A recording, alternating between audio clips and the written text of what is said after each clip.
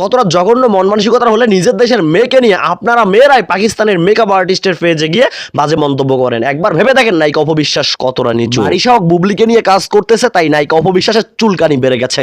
তাই পাকিস্তানের মেকআপ আর্টিস্টের পেজে গিয়ে বারিশা হকের নামে উল্টাপাল্টা মন্তব্য শুরু করে দিয়েছে।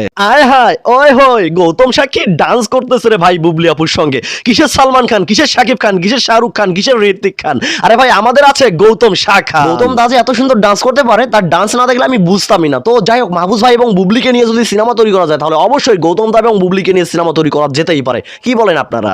আপনারা মানেন আর না মানেন, এইটা আপনাদের মানতেই হবে। নায়িকা অপবিশ্বাসের পিছনে এখনো রাঘব বোয়াল আছে। আর আপনারা হয়তো বা এটা জানেন না, নায়িকা অপবিশ্বাসের সমস্ত দোষ, সমস্ত অপরাধ তাপসের উপর চাপিয়ে দিয়ে তাকে জেলে পাঠিয়েছে। ভাই একটাবার ভেবে দেখেন, নায়িকা অপবিশ্বাসের এগেইনস্টে যতগুলো মামলা হয়েছে, তাকে তো এতদিনে গ্রেপ্তার করা উচিত ছিল।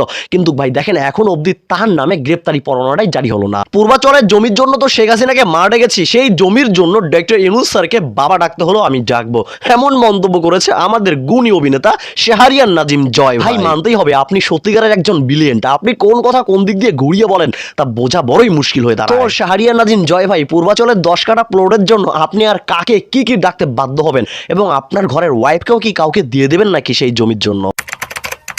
ভারতের সঙ্গে কোনো আপসীন সম্পর্ক হবে না, ভারতের সঙ্গে সম্পর্ক হবে চোখে চোখে। আর ভারত যদি সম্পর্ক ঠিক রাখতে চায়, তাহলে ফিরিয়ে দিতে হবে শেখ হাসিনাকে, এমন মন্তব্য করেছে সাজ্জিদ আলম ভাই। সাজ্জিদ আলম ভাই যে কথাটি বলেছেন, অর্থাৎ যে মন্তব্যটি করেছেন, তার এই মন্তব্যের সঙ্গে পুরো দেশে একমত। আমিও সহমত পোষণ করতেছি। ভারতের সঙ্গে সম্পর্ক হবে চোখে চোখে। যদি সম্পর্ক ঠিক রাখতে চায়, তাহলে ফিরিয়ে দিতে হবে শেখ হাসিনাকে। High high, professor doctor Yunus এটা কি করলেন? পায়ে জুতা পরে তিনি স্মৃতিসৌধে প্রবেশ করে একদম মহাভারত অশুদ্ধ করে ফেললেন।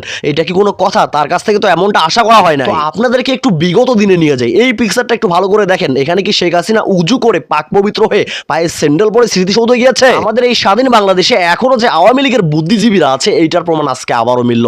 প্রফেসর ডক্টর ইউনূস স্যার সামান্য জুতা পরে স্মৃতিসৌধতে গিয়েছে। জুতা পরে স্মৃতিসৌধে যাওয়ায় ডক্টর ইউনূস স্যারকে নিয়ে যা নয় তাই বলতেছে হাসিনার বুদ্ধিজীবী। বুদ্ধিজীবী ভাই বোনেরা, এই পিকচারগুলো একটু ভালো করে দেখেন। তো পিকচারগুলো দেখলেই বুঝতে পারবেন যে আপনাদের হাসিনা কি পড়ে গেছিল।